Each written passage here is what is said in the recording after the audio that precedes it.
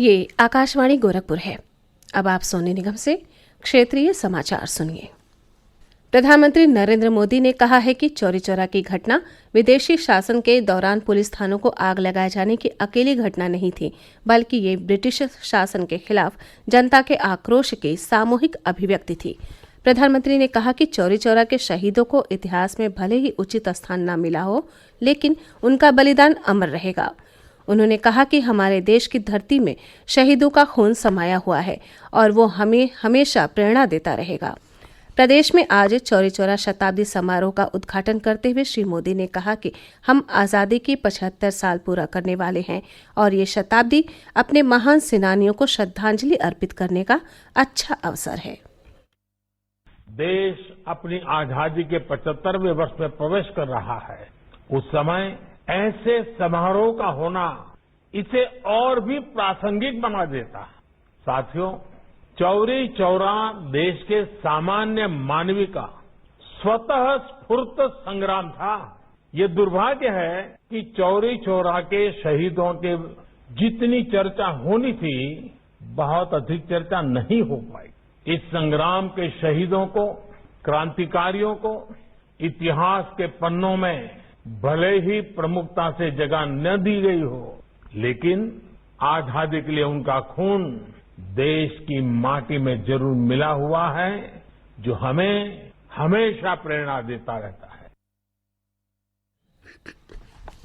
प्रधानमंत्री ने चौरी चौरा शताब्दी वर्ष के अवसर पर एक डाक टिकट भी जारी किया।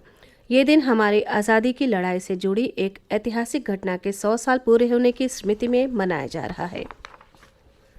प्रधानमंत्री ने कहा कि चौरी चौरा की घटना को शताब्दी समारोह के रूप में मनाया जाना उत्तर प्रदेश सरकार की सराहनीय पहल है। उन्होंने कहा कि साल भर तक चलने वाले समारोह को स्थानीय कला, संस्कृति और आत्मनिर्भरता से जोड़ना हमारे स्वाधीनता सेनानियों के प्रति एक श्रद्धांजलि है।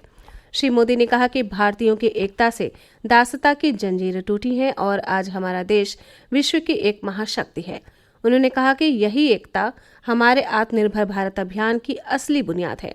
प्रधानमंत्री ने कहा कि देश ने कोविड महामारी के संकट के दौर में मानवता की भलाई के लिए कई कदम उठाए हैं। प्रधानमंत्री ने कहा कि कई विशेषज्ञों का मानना था कि सरकार कोविड महामारी के दौर में हुए नुकसान की भरपाई के लिए नागरिकों के कर में बढ़ोतरी करेगी, लेकिन हाल के बजट में एक भी नया कर नहीं लगाया गया है। प्रधानमंत्री ने कहा कि महामारी की वजह से उत्पन्न चुनौतियों के बावजूद हमारे कृषि क्षेत्र का विस्तार हुआ है और किसानों ने उत्पादन का नया कीर्तिमान बनाया है। प्रधानमंत्री ने कहा कि बाजारों को किसानों के लिए और अधिक फायदेमंद बनाने के लिए देश की 1000 मंडियों को ई नाम से जोड़ा जा रहा है। इसके साथ ही प्रदेश में साल भर तक चलने वाली चौरी चौरा शताब्दी कार्यक्रमों की आज से शुरुआत हो गई। अगले 1 वर्ष तक शहीद स्मारकों पर अनेक कार्यक्रम आयोजित किए जाएंगे। इस वर्ष राज्य के सभी सरकारी विभाग अपने पत्र व्यवहार में चौरी चौरा शताब्दी के प्रतीक चिन्ह का उपयोग करेंगे। राज्य सरकार ने चौरी चौरा को समर्पित वेबसाइट चौरी चौरा 100 यानी चौरी चौरा 100.com शुरू की है। मुख्यमंत्री ने माध्यमिक शिक्षा बोर्ड के पाठ्यक्रम में चौरी चौरा की ऐतिहासिक घटना को शामिल करने का भी आदेश दिया है। इससे पहले मुख्यमंत्री योगी आदित्यनाथ आज सुबह चौरी चौरा स्मारक गए और शहीदों को श्रद्धांजलि अर्पित की। चौरी चौरा में आयोजित कार्यक्रम में राज्यपाल आनंदीबेन पटेल वर्चुअल माध्यम से जुड़ी। कार्यक्रम के दौरान चौरी चौरा शहीदों के परिजनों को मुख्यमंत्री ने सम्मानित किया। प्रदेश के सभी 75 जिलों में भी आज चौरी चौरा शताब्दी समारोह के आयोजन किए गए। छात्र छात्राओं ने प्रभात फेरियां निकाली। शहीद स्मारकों पर पुलिस बैंड द्वारा राष्ट्र धुन बजाई गई। प्रदेश में पिछले 24 घंटों के दौरान कोविड संक्रमण के 169 नए मामले सामने आए हैं, जबकि 263 लोग बीमारी से ठीक हुए हैं। प्रदेश में कोविड के सक्रिय मामलों की संख्या 4629 है। राज्य में कोविड से स्वस्थ होने वालों की दर राष्ट्रीय औसत से अधिक है। प्रदेश में कोविड से संक्रमित होने वाले 97.78% लोग ठीक हो चुके हैं। राज्य में कल एक दिन में कोविड के 1,29,193 नमूनों की जांच की गई। मौसम विभाग ने आज और कल प्रदेश के कई जनपदों में गरज चमक के साथ वर्षा होने की संभावना व्यक्त की है।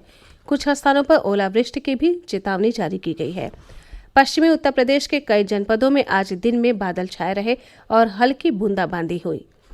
इसी के साथ क्षेत्रीय समाचारों का ये बुलेटिन समाप्त हुआ। नमस्कार।